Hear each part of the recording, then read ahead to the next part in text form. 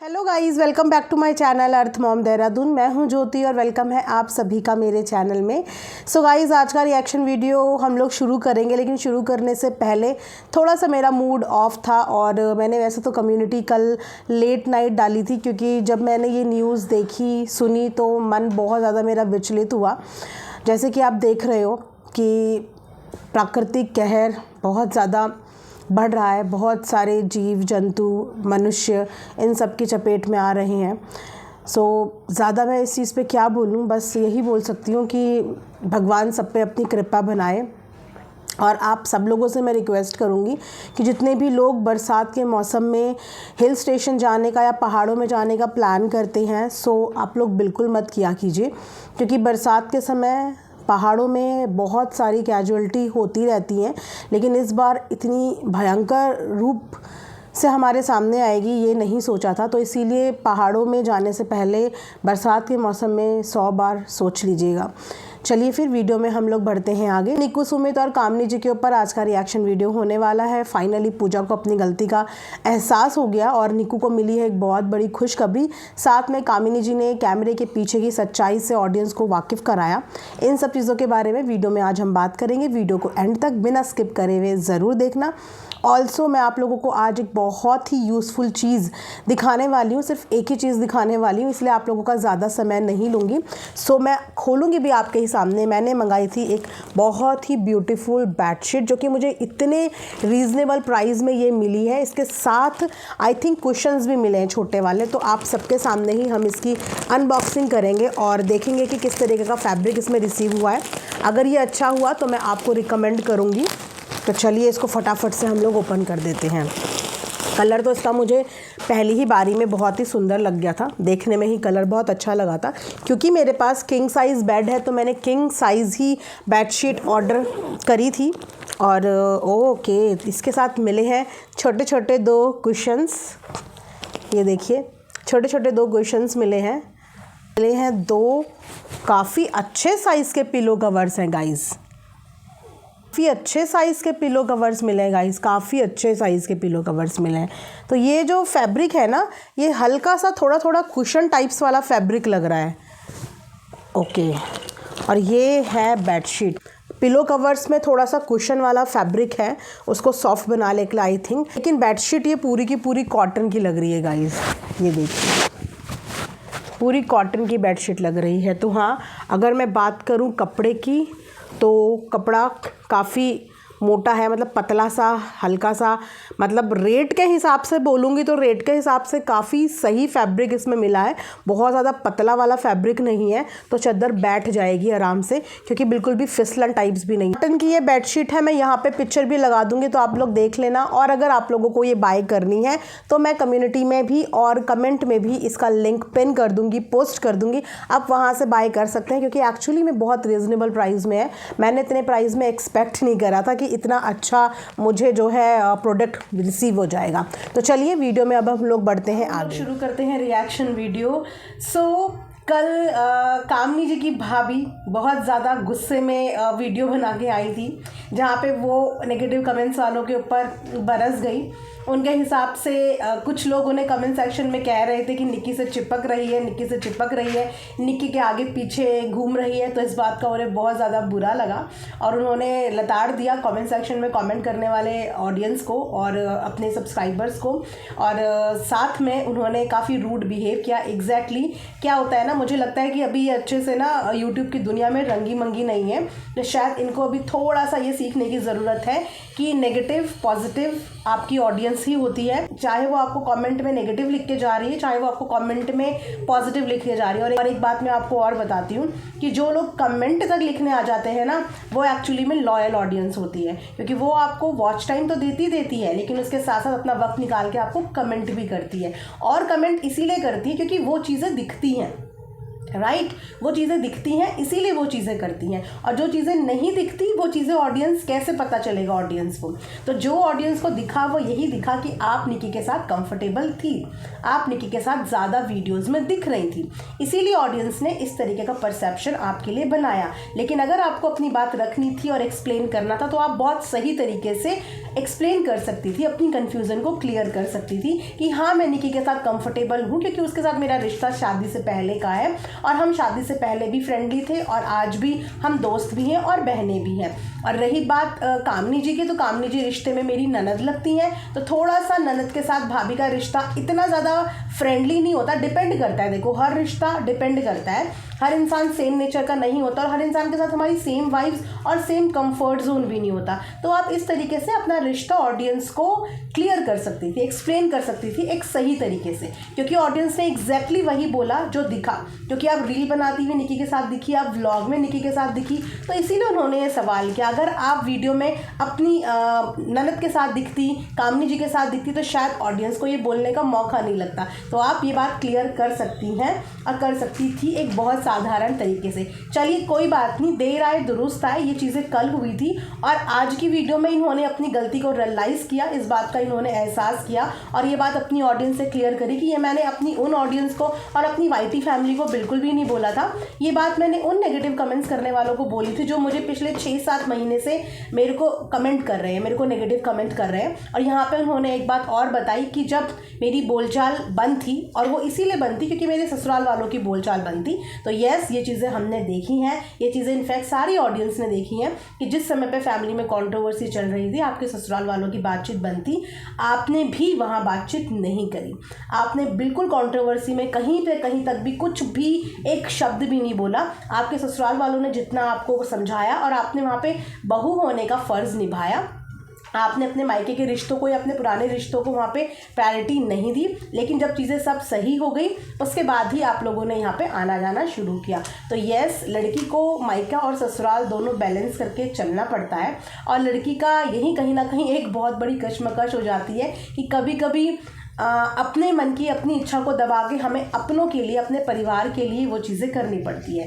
तो यस, उस समय पे आप बिल्कुल सही जा रही थी, इनफैक्ट आप अभी भी बिल्कुल सही जा रही हैं। बस अभी आपको अपने आप को ठीक से सोशल मीडिया पे प्रेजेंट करना नहीं आ रहा है कि हमें अपनी बात कैसे रखनी है, बट कोई बात नहीं, बात धीरे धीरे रखना आप सीख जाओगे। और रही बात नेगेटिव पॉजिटिव कमेंट्स की, ये आते हैं क्योंकि 15-20 मिनट के व्लॉग को देख के ही पब्लिक जज करती है। आप उतना दिखाओ कि आपको ऐसा लग रहा है कि पब्लिक अगर आपको गलत जज कर रही है तो फिर आप पब्लिक को एक दूसरा साइड भी दिखाओ, और वो दूसरा साइड जब पब्लिक देखेगी तो आपको अपने आप ही नेगेटिव कमेंट्स करने बंद कर देगी। इसके बाद आ जाते हैं हम कामनी जी के व्लॉग के ऊपर। तो कामनी जी की तबीयत काफ़ी ढीली चल रही है, उनके साथ साथ उनके बच्चे की भी तबीयत खराब हुई है।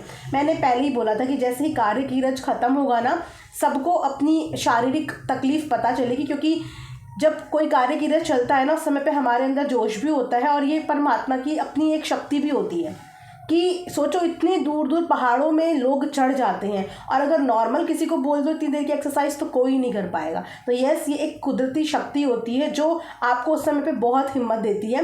और जब हमारा कार्य क्रिया संपन्न हो जाता है तो हमें फिर शारीरिक कष्ट होते हैं। तो उनके बेटे को भी इस बीच में तबीयत खराब हुई है। बच्चों को एक्चुअली इस समय पर बहुत वायरल चल रहे हैं सर्दी जुकाम, क्योंकि ठंड गर्म की वजह से भी चल रहे हैं। उसी समय बच्चे खेलते हैं, पसीने में आते हैं, फिर उसी समय AC में बैठते हैं और इस बीच में बच्चों पर ज़्यादा ध्यान भी पेरेंट्स नहीं दे पाए होंगे क्योंकि घर में पूजा का माहौल था और बच्चों की इम्यूनिटी भी थोड़ी वीक होती है और वायरल इस समय पे चल रहा है। तो बच्चों का स्पेशली खाने से लेकर हर चीज़ का ध्यान रखें, क्योंकि बरसात में बैक्टीरिया भी बहुत जल्दी पनपते हैं और बच्चों की इम्यूनिटी पर अटैक कर देते हैं, इसलिए थोड़ा सा बच्चों का ध्यान रखा जाए।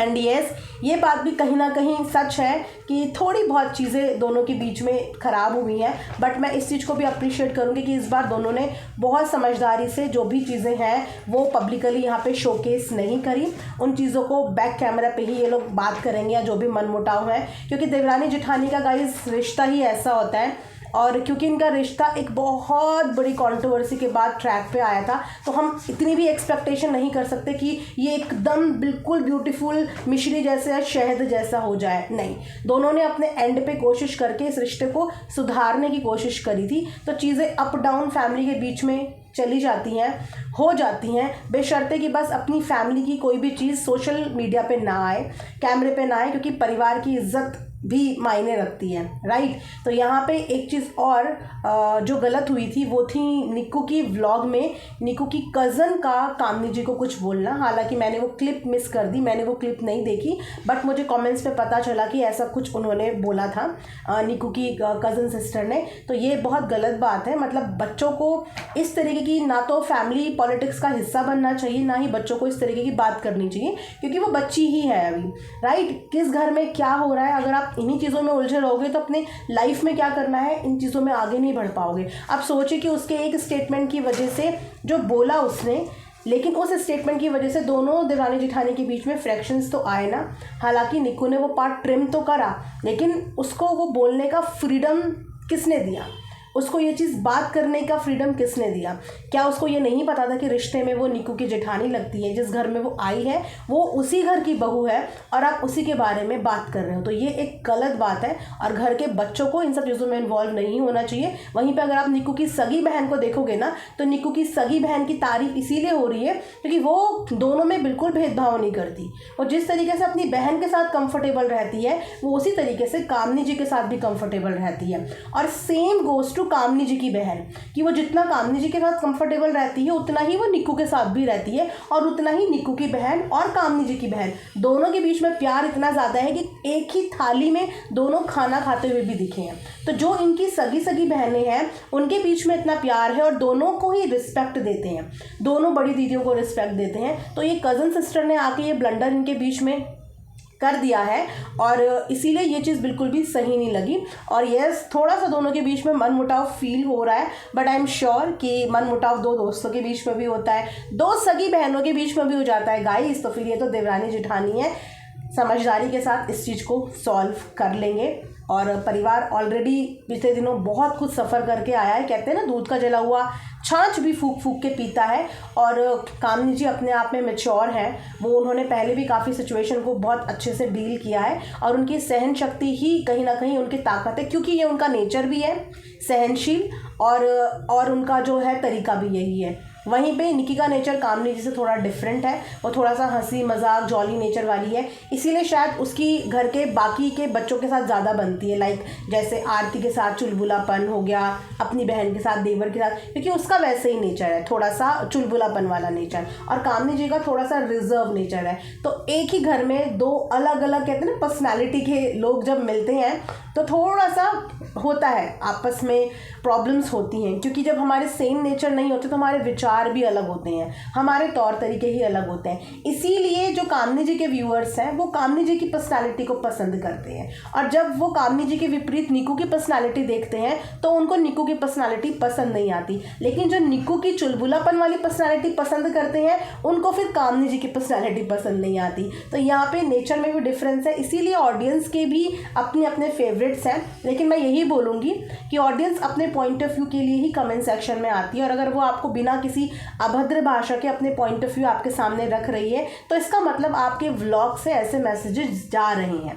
अगर ऑडियंस के मन में ऐसे सवाल आ रहे हैं तो कहीं ना कहीं आपके व्लॉगिंग के माध्यम से ऐसे मैसेजेस कन्वे हो रहे हैं, जिस पे आप लोगों को काम करना चाहिए कि हमारी व्लॉगिंग में या हमारी एडिटिंग में ऐसी कहाँ पे क्या प्रॉब्लम दिख रही है या लग रही है, जिसकी वजह से सोशल मीडिया पे इस तरीके का मैसेज जा रहा है। तो अगर आप लोग उसको रेक्टिफाई करेंगे तो शायद आप जो ये नेगेटिव कमेंट्स के लिए परेशान होते हैं तो आपको परेशान नहीं होना पड़ेगा, अगर आप लोग अपने खुद के कंटेंट पे इस चीज़ का ध्यान रखेंगे कि हमारे कंटेंट में ऐसी कहाँ पे क्या कमी आ रही है।